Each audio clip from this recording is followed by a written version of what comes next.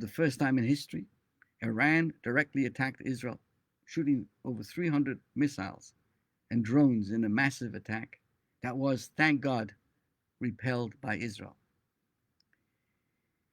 The sky lit up in the night as the Israeli defense systems intercepted these targets.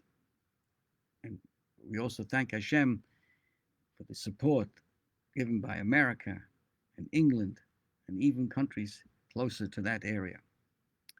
We have witnessed the brutal massacre of October the 7th. There were violent kidnappings and the humane violation of women, virulent anti-Semitism and worldwide protests, and now unprecedented attacks as well on the land of Israel. So from where can we find the resilience to overcome this at this time? Think about this. This menacing threat arrived just as we were about to celebrate the holiday of Passover. The Haggadah that we all sat down and used at the Seder was written not as an ancient history book, but rather as a living guide to life today. As I say good morning to Jeffrey Hirsch and to Linda Zellickson and everyone joining us. As we sat at the Seder, we discovered an eternal secret. There's something special from the Seder that I came away with this year. During the Seder, we have customs that provide us with hidden meanings. You wonder how we will survive the anguish and the pain? You question the future as the darkness of the day strips us of the promises of tomorrow? Listen carefully, my friends. One of the things that we did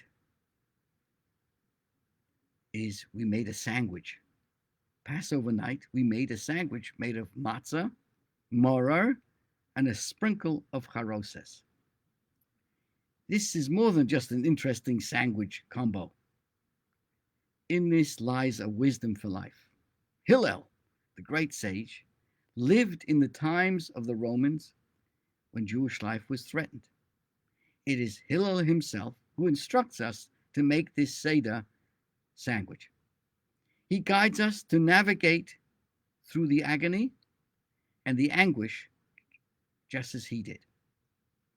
So Hillel whispers to us on the Seder night through the sandwich, and he says the following: My children, you're not alone in this cycle of hate. I lived it as our forefathers did in Egypt. Every day we would wake up to the shouts of those who wanted to destroy us. Our babies came into this world with maror on their lips. There were many who were about to give up hope. Spirits were crushed. What will be with us? How will we ever make it out of this mess? Hillel says to us quietly in the Seder, here's my formula to make it through the aching times. If you know only maror moments, you will succumb to the pain.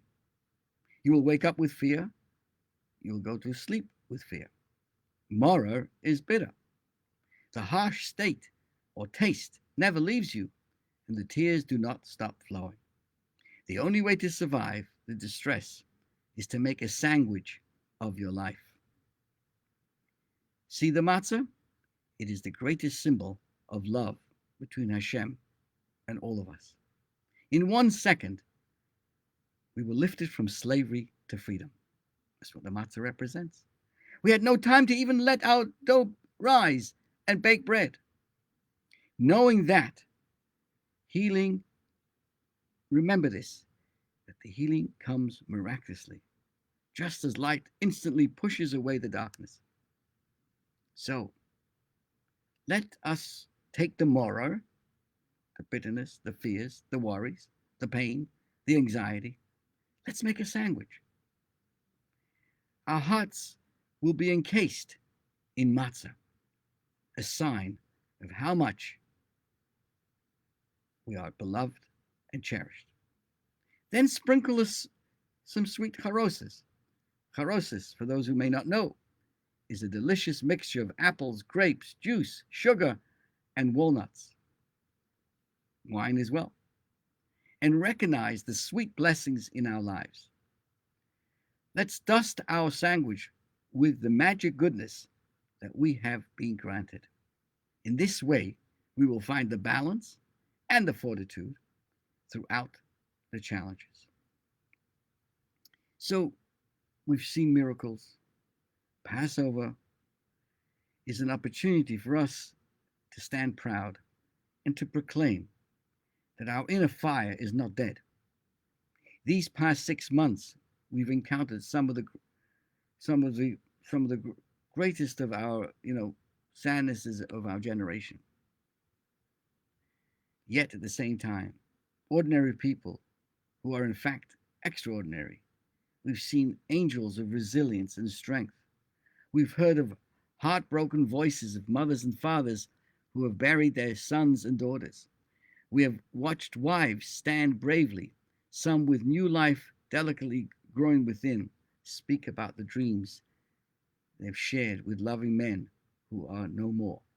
We have shed tears with children who wept bitterly as they bid farewell to their parents. Each voice has echoed the unwavering words of those who walked before us. For thousands of years, you have tried to snuff out the light of the Jewish people from this earth. There are those who schemed and plotted and planned and all kinds of stuff. But Baruch Hashem, we have endured. Remember, we continue simply to continue to go on. So as we sat at our Seder and we told our story, know that no missile in the world can ever extinguish our souls. You've tried from the beginning of time, yet here we are. Yes, we are a stubborn people. We will never relinquish our hope. We will never surrender our faith. We are determined to live. This is our story now and forever. I want to bring you to update that this coming Monday, that's tonight Sunday into Monday, is the May the 6th, of course, and corresponding to the Jewish date, it's the 28th day of Nisan. And I bring you back to 1991 on that date, April the 11th, 1991. On this very day, the Lubavitcher Rebbe issued an emotional call to all of us, to the world Jewish community. What was his call? That all of us should increase our efforts to bring Mashiach and the ultimate redemption. He spoke in a very anguished voice and couched it in very uncharacteristically personal terms. The Rebbe's words actually deeply shocked the Hasidim who were present in the synagogue, and that feeling was reverberating throughout the world. And he said the following: how is it that the redemption has not yet been attained? The Rebbe cried that despite all that has transpired and all that has been done, Mashiach is still not here. What more can I do? He said. I've done all I can to bring the world to truly demand and clamor for the redemption. The only thing that remains for me to do is to give over the matter to you. Do all that is in your power to achieve this, a most sublime and transcendent light that needs to be brought down into our world with pragmatic tools. And the Rebbe continued, rather, as I said, uncharacteristically, and said, I've done all that I can. I give it over to you. Do all that you can to bring the righteous Redeemer immediately. I've done my part. From this point on, all is in your hands. This caused quite a huge stir throughout the world. So I want to share with you briefly, what is Mashiach? I talk about redemption. What is Mashiach? Just a kind of a general introduction. You see, two of the most fundamental tenets of Jewish faith, as listed by Maimonides among the 13 principles of Jewish faith, is the belief in the ultimate redemption. What do you think the ultimate redemption is? Ladies and gentlemen, this is earth-shattering news. an awaited era of world peace. I know people can't handle that. Yes, yes, we believe and focus and work for and desire, like all good people, a world peace. Yes, that's part of the belief in Mashiach. A world filled with prosperity and wisdom for all, and the belief that the dead will be resurrected at that time. The Messianic era will be ushered in by a Jewish leader, generally referred to as Mashiach. English generally translated as Messiah, which is the Hebrew for the word anointed one. He is an individual who comes from the family of King David. Part of his job is to rebuild the Holy Temple in Jerusalem, the ingathering of all the exiles to the Promised Land. At that time, delicacies will be commonplace like everything else.